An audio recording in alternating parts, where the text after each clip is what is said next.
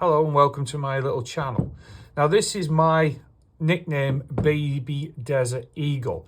It's CO2, okay? And I had it on my wall during one of my other videos.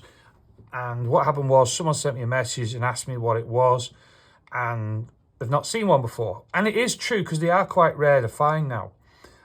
Believe it or not, trying to find a spare magazine for this has been a bit of a nightmare for me. But hey, I just use it for a bit of fun.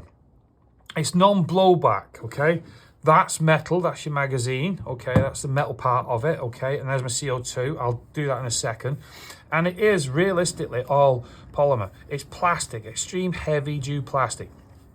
You have your little rail. I've already said that it's non-blowback. This is false, that is false. The safety catch is real.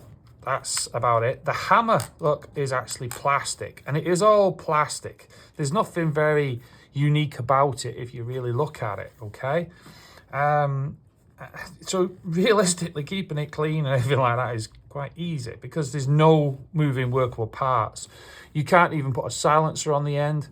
I did actually ask a shop in England that I was talking to in a bit of a chat forum, and I was saying to them that, do you get any add-ons for this or anything like this? And no.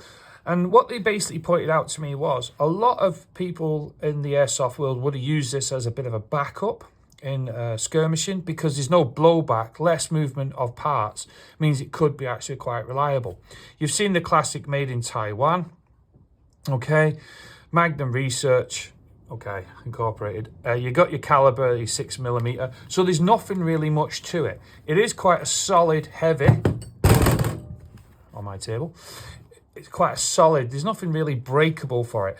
I would say though, with it being polymer, extreme plastic, I do believe it'll crack dead easily if you dropped it onto, say, concrete, or it was thrown, or it fell onto some angle of a step or something. So that it has got that problem of, it is, in my opinion, it's quite breakable. The trigger, I'm sure you can hear that. It's not very much power to it. Now, the magazine again, right, so some people might not have seen this if they're new, like I was, to the airsoft world. Basically, you're putting your Allen key in and you're doing it again, like we all know. Allen keys, Allen keys, Allen keys, which is good, I suppose. But I'm coming down with them. I don't know about you lot. Please tell me if you are. But you unscrew all the way. Now, there is obviously a very strong debate that CO2 is really good. It's reliable. You can see there, as I like to use my phrase, it's not rocket science. Drop it in, and basically as you're screwing it in, it puts pressure onto the canister. You have to be slightly careful, obviously, to get the threads going because this is plastic, okay? And then if you can, you go in, and if you're very lucky, not there yet, okay?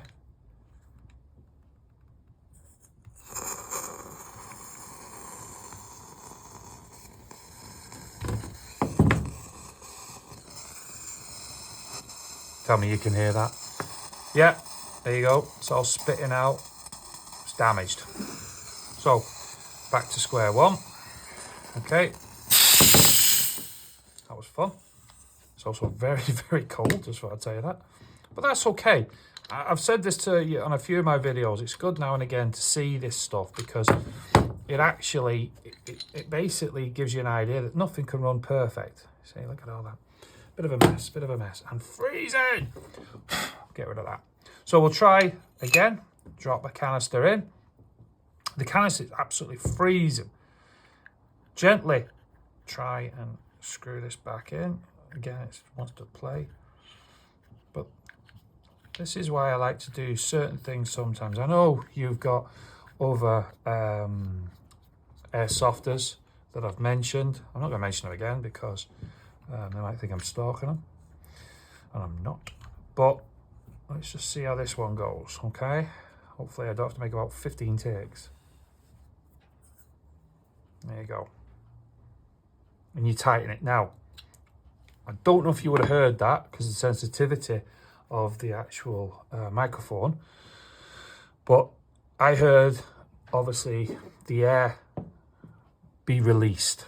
Okay, magazine, nothing unique to it. The only difference is with this one, if you didn't know, most of them obviously you pull back and you load from the bottom, but with this, what you actually do, you feed in from the top. That means this small little area here, and then as you engage, as the magazine goes up, obviously this has this little system of forcing, striking the air, oxygen, CO2, if you want to be really technical, and then that forces it. So let's do what you obviously like to see, and that is what it looks like on the ridge. Let's go there now. Welcome to my small indoor range that I've built myself. I'm still working on it. I've still got more stuff to come. I'm looking at more electronics, and this is just a bit of fun indoor range. It's about 4 meters, and it's handy. It's a bit of an optical illusion, I always think, with the actual distance of the camera, but it's something that I use. This here, this jacket, whatever you want to call it, was given to me there by a gamer recently. I was out on the range. He's seen one of my videos. He's called John. He doesn't have a channel or anything, doesn't own a shop. He just has loads and loads of Airsoft guns, which I'm very impressed with. And he's seen me and he wanted to give me a gift because he likes my videos. So I know I'm not allowed to mention your full name, John, but thanks a lot, mate. I really appreciate it. Plus it sticks in there and I can fit in, obviously, the Desert Eagle. And you can see my other hi-capa there. My hi-capa fits in it, actually, into this quite well as well. So again, thanks, John, for the jacket. And I got that from, obviously, one of my favourite shops, which, again, I don't want to mention because I sound like a stalker. Baby Desert Eagle. Magazine. BBs. 16. No need a cock. No need to pull the top hammer, slide back, whatever you want to call it. Someone will correct me, I have no doubt whatsoever. But hey, it's a bit of fun. That's all I look at it as. So again, top center, and we'll see what you think.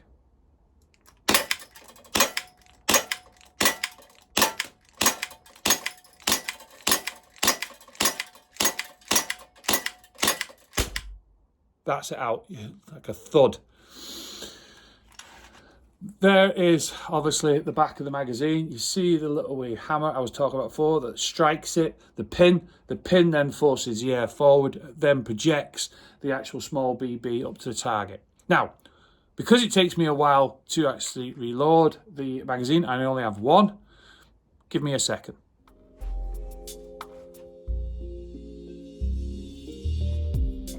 I should play some music or something. I wonder if that would be handy.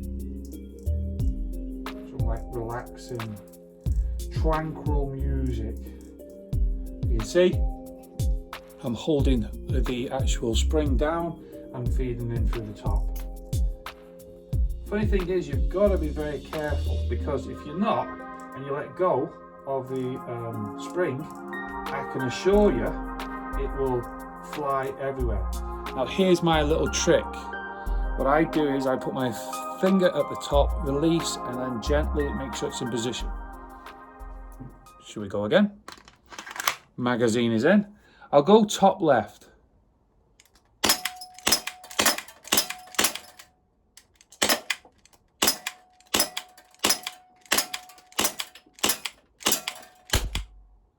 Hear the thud? Now, I don't know if you noticed that or the camera picked it up. I honestly believe 2 BBs were fed in at the same time, because I saw 2 of my yellow BBs, 2 kilograms, whatever the hell they are, 0.2, and fly off. If you can actually see the target, the one on the top right, it's quite a dominant hole within the center of it, and on the center one that I aim for, it is quite sporadic. Non-blowback. It's a bit of fun. It's a bit of reliability as well, and they're not very expensive for obviously the basic models. The more higher you go, the more technical they'll get. Thank you for watching. I really hope you continue to watch. I also hope you'll like, comment, and obviously follow, subscribe. I don't know how you say. But because I plan on getting more unique ones, and I plan on showing you a bit more equipment that I have, and also looking at my rifles that I have. Take care whatever you're doing, and bye for now.